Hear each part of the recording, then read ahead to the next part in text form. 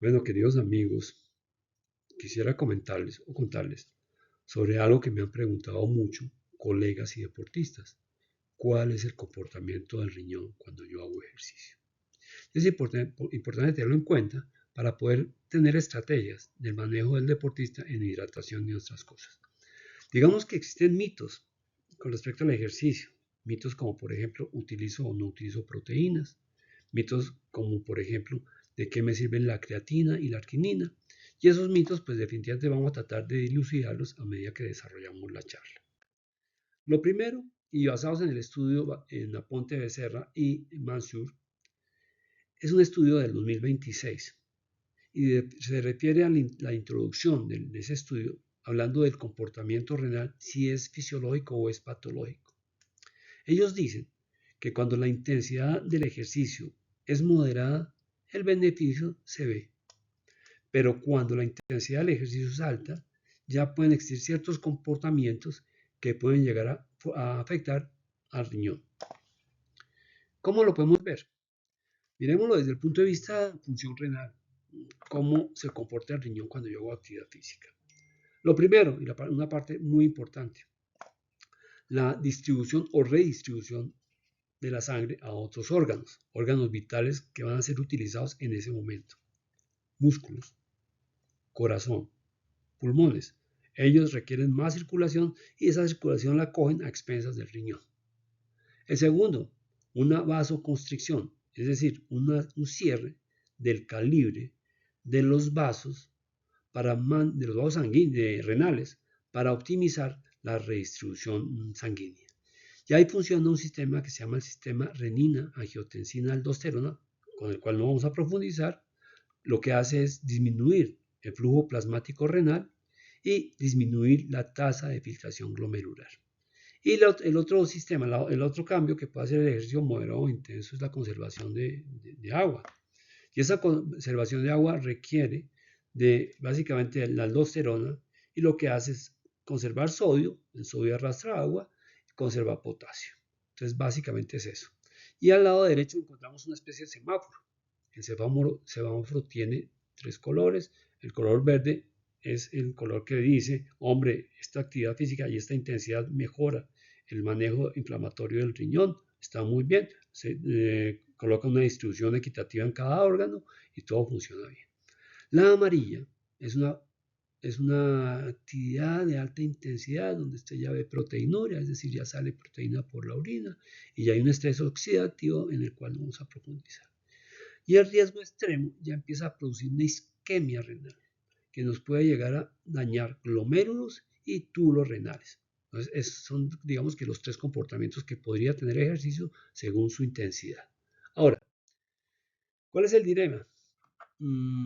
¿Hay lesión renal con el ejercicio intenso o no la hay?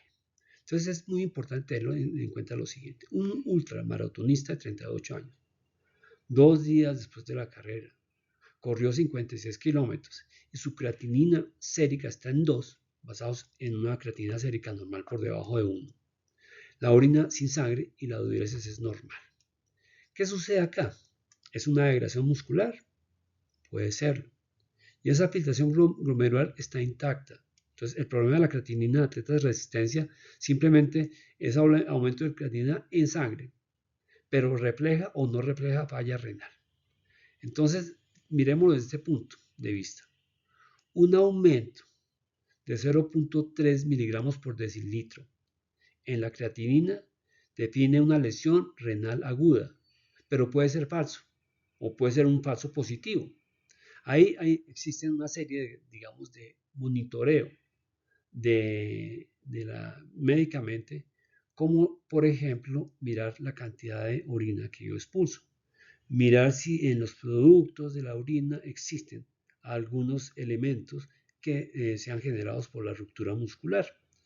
Y la otra alternativa es mirar en la cistina, que es un biomarcador que determina en una forma exclusiva si existe o no daño renal. Si la cistina está alta, pues la cisteína está alta, pues simplemente ya se ve que hay un daño renal. Si no está alta, podríamos considerar que el aumento de la creatinina es un aumento fisiológico. Hay biomarcadores que también nos sirven para eso y hay muchos elementos diagnósticos que nos puede aclarar de dónde viene la falla o el aumento de la creatinina. Ahora, miremos este caso clínico. Un varón, 28 años, colapsa en un bootcamp en una temperatura de 40.5. Ese paciente tiene una temperatura de 40.5, ya tiene confusión, su piel es demasiado caliente y su piel es demasiado seca. Normalmente cuando uno mira a estos pacientes con esa temperatura tan alta, lo importante y prioritario es bajar la temperatura. O si no va a generar una serie de alteraciones y respuestas inflamatorias que comprometen directamente el riñón. Entonces aquí, digamos que el tratamiento básico no es la hidratación. El tratamiento básico es el enfriamiento de ese paciente. Por eso se coloca al paciente en agua helada. Si ustedes han visto en las competencias de alta intensidad, como un Ironman, siempre al terminar la competencia hay una serie de tinas con agua fría. En ese caso, y la recomendación que yo les hago es terminen la prueba y métanse dentro de esa tina con agua fría para evitar realmente colapsos renales que nos pueden afectar en las próximas 24 horas. La hidratación es buena, pero no nos ayuda literalmente a disminuir en forma aguda la temperatura corporal. Y tanto es muy, muy importante para eso. No hay que consumir drogas como el dantroleno, medicamentos que no son justificables, anabólicos, que no son justificables porque no van a acabar de producir una mayor lesión del paciente. ¿Qué sucede? Entonces, hablemos de rhabdomiólisis. Rhabdomiólisis es simplemente la liberación de una serie de sustancias como la mioglobina del músculo cuando existe un entrenamiento intenso o una competencia intensa. Entonces aquí tenemos a un caso 3, un caso de un maratonista que orina una orina de color Coca-Cola y tiene una creatina fosfoquinasa de 15.000. Consideren ustedes que la creatina fosfoquinasa debería llegar hasta máximo 336 unidades por litro. Eso es mucha la diferencia. Y eso va a generar una serie de, digamos, de elementos que nos va a afectar. En las trias reactivas vamos a ver sangre en la orina y eso es muy importante. Entonces veamos la tríada tóxica. Primero, se produce una vasoconstricción renal severa por el secuestro de óxido nítrico, que tampoco es el tema de la charla. Se produce una obstrucción tubular, normalmente la mioglobina y los cilindros de mioglobina obstruyen el riñón. Yo he visto casos donde pacientes exageran su ejercicio y terminan desafortunadamente en una función renal disminuida que requiere diálisis, ya sea en una forma temporal o ya sea en una forma permanente. Y la citotoxicidad, que su nombre lo dice, simplemente coge las nefronas y generan toxicidad y va a dañar esas nefronas. ¿Qué se hace en estos pacientes con estos síntomas y estos signos? Pues digamos que lo importante es generar una hidratación agresiva. Normalmente utilizamos soluciones salínicas isotónicas, es decir, que tienen un equilibrio entre los electrolitos de la solución y los electrolitos del plasma. Y lo que buscamos es tener esta hidratación agresiva para tener un gasto urinario de más o menos 200 a 300 mililitros por hora. Es fundamental. Importante, evitar diuréticos y bicarbonato en la rutina del tratamiento. Entonces, es fundamental que lo tengamos en consideración para, si vamos a hacer actividad física, se utilice la muy buena hidratación y tener una muy buena preparación. Eso es fundamental. Y mirar el tipo de clima donde vamos a participar para crear una estrategia de hidratación y no tener grandes problemas. ¿Cómo se evalúa la deshidratación? Mire, o la hidratación, es hasta fácil. O sea, digamos que nosotros, los que somos deportistas, podemos hacer dos o tres cosas. Primero, yo puedo tomar el peso corporal antes de mi entrenamiento o mi competencia y luego tomar el peso corporal después de la competencia. Existen cambios agudos de pérdida de peso. Esa pérdida de peso no depende sino de la pérdida de agua. Y 1 kilogramo de peso equivale a 1 litro de agua y eso hay que restituirlo. El color de la orina también es algo muy interesante. Cuando yo empiezo una competencia, yo tengo que mirar el color de mi orina. Si el color de mi orina es muy, muy, muy oscuro, tengo que empezarme a rehidratar. Esa rehidratación hace que la orina sea más clara. Cuando yo rehidrato rápidamente por mi actividad física, que la orina se convierte en una actividad física, una orina de color oscuro, pues realmente es un falso, o un falso positivo, donde la hidratación celular ya está comprometida. Y el tercer mecanismo que a mí me llama mucho la atención, sobre todo en los que participamos en eventos de larga duración, la sed. Cuando hablamos de sed, ya hay deshidratación. Podríamos decir que hay una deshidratación grado 1. Y normalmente perdemos la capacidad funcional en un 20%.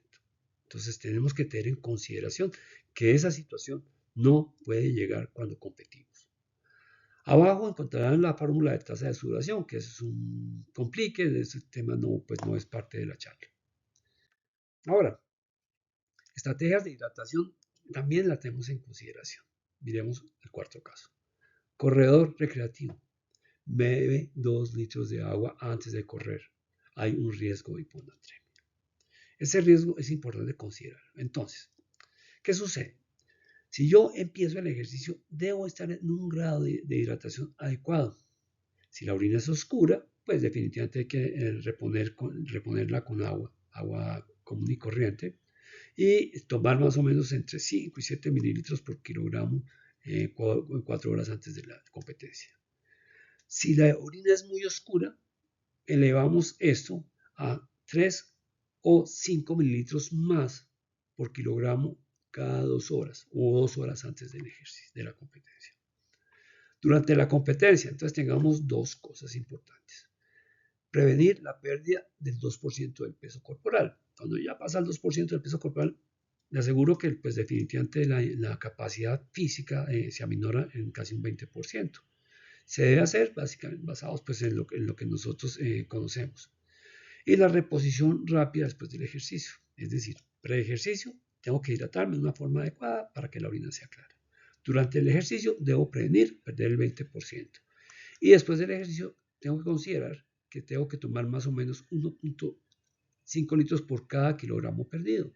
Entonces eso es fundamental y evitar la sobrehidratación de la cual vamos a hablar más adelante. Aquí hay un cuadro muy interesante sobre la hiponatremia. Siempre considere que hiponatremia es cuando yo tengo un sodio por debajo de 135 miliequivalentes. Esa es una hiponatremia. Se produce por la carga de fluidos cuando no tomamos un fluido o una carga de fluidos con electrolitos. Entonces miremos el quinto caso. Un corredor colapsa y está confuso y se le encuentra en sangre una cantidad de sodio de 122 miliequivalentes por litro. Gana peso durante la carrera. Típicos síntomas de hiponatremia. Entonces, si hay síntomas neurológicos, confusión, convulsiones, se considera una hiponatremia urgente y requiere soluciones salinas hipertónicas en bolos intravenosos. Si, a pesar de que encontramos una hiponatremia, pero el paciente tiene síntomas leves y es asintomático, simplemente se restringen los fluidos y se mantienen en observación. Siempre reevaluar si existen causas diferentes que producen esa hiponatremia. Nunca administrar fluidos isotónicos en pacientes con una hiponatremia. Riesgo de volver a generar más edema. Es decir, si yo le doy al paciente soluciones isotónicas, o sea que tienen equilibrio de sodio, potasio y cloro, como lo tiene el plasma, eso me puede agravar el edema cerebral. Y ese agravar el edema cerebral pues, puede conducir inclusive hasta la muerte. Entonces la idea es pues definitivamente prevenir ese tipo de síntomas y solo utilizar soluciones hipertónicas del 3% y aplicadas en bolo intravenoso. Luego viene el otro tema que es interesante, nutrición e hidratación. ¿Qué tomo cuando hago ejercicio? Entonces aquí hay que tener en cuenta un caso clínico que todos los que hacemos este tipo de deportes conocemos, que es el triatleta tipo Ironman. Tiene una fatiga temprana. ¿Qué debe ver? Entonces miremoslo desde este punto de vista. Si mi entrenamiento dura menos de una hora, cosa que es poco probable entre atletas, con agua pura es suficiente. Pero si mi entrenamiento dura más de una hora, 1 o 2 horas, requiero 2 tipos de bebidas.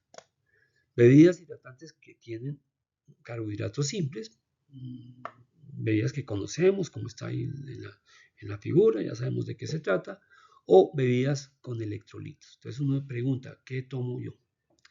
Yo personalmente considero que los electrolitos son fundamentales. Son muy difíciles de encontrar en forma isotónica en presentaciones comerciales. Entonces lo que yo hago personalmente, o creo que se debe hacer, es utilizar soluciones hidroelectrolíticas que existen en el mercado y dejar que los carbohidratos sean suplementados con geles o alguna otra cosa. Creo que esa es una buena forma. Si no, pues básicamente pueden digerir carbohidratos simples que algunos ya, o este tipo de marcas, han mejorado ostensiblemente con respecto a lo que tenían al principio. El glicerol que trae muchos rehidratantes, pues definitivamente no sirve porque llega a producir náuseas y el vaciamiento gástrico se va a demorar. Ahora hablemos de los mitos y realidades, lo que estábamos, digamos, un resumen. Primero, proteínas. La proteína es segura cuando se ingiere hasta 2 gramos kilo día. Más allá pueden producir una hiperproteinuria que puede afectar el riñón. En la enfermedad renal crónica, como muchos pacientes tienen, se debe ajustar a 0.6 o a 0.8 gramos kilo día. Y definitivamente una buena proteína calculada según el peso corporal, según el comportamiento renal, es buena para la actividad física y nos ayuda a reponernos de las famosos, digamos que, del post-entrenamiento y nos ayuda para mantener una cantidad de proteína que nos ayude a recuperar el músculo que está pues lesionado.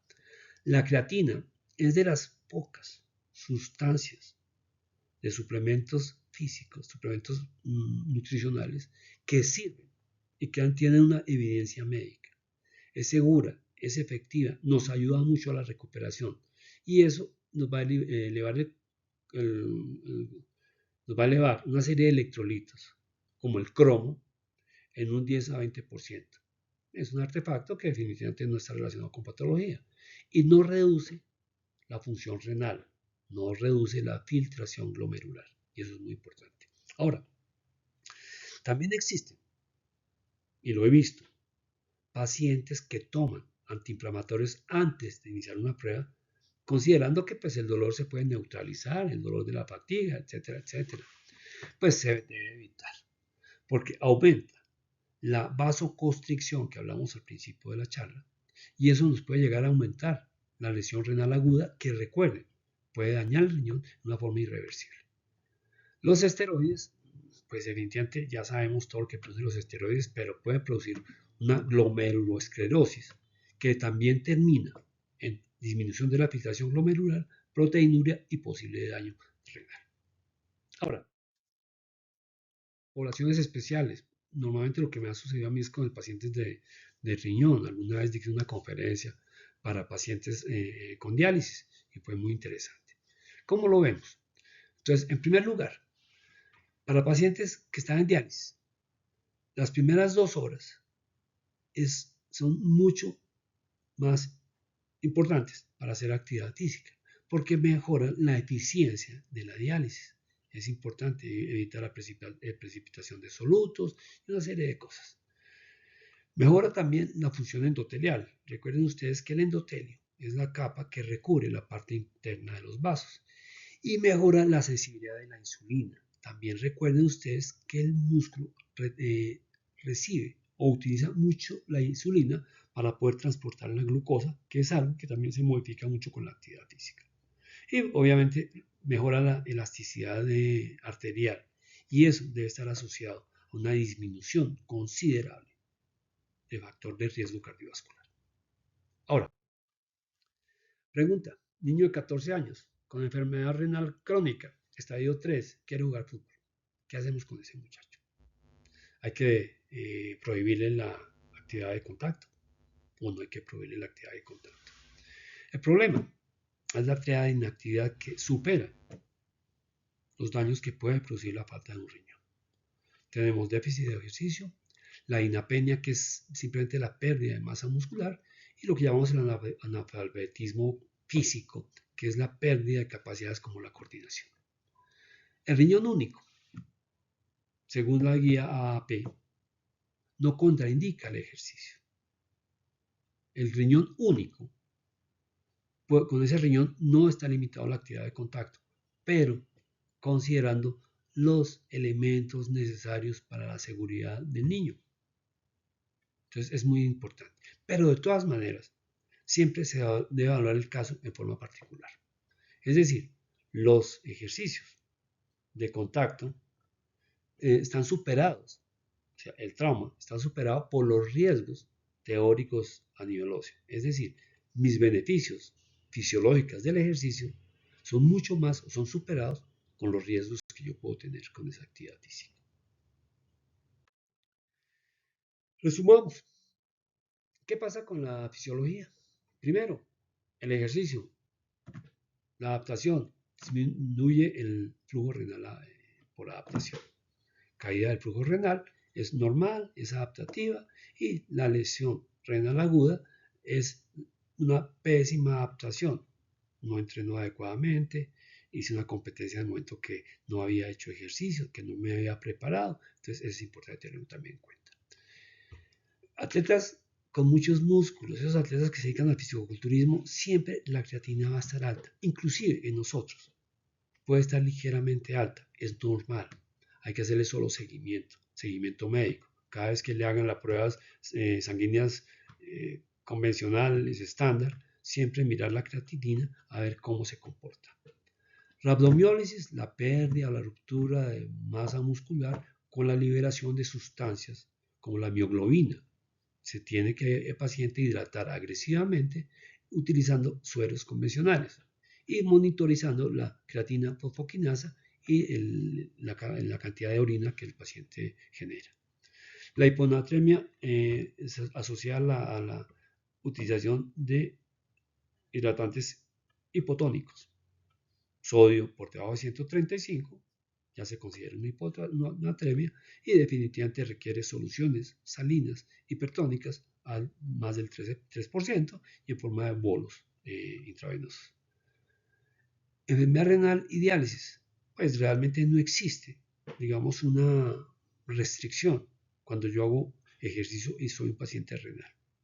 Pero consideremos que esa actividad física debe ser de baja intensidad para evitar la famosa rabdomiólisis y ponerle un estrés adicional al paciente.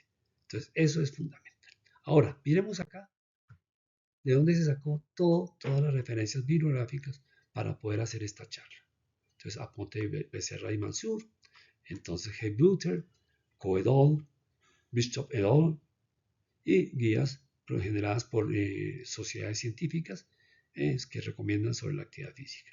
Entonces, si hay preguntas, si hay inquietudes con este tipo de charla, con esta charla en particular, me pueden escribir al canal sin ningún inconveniente.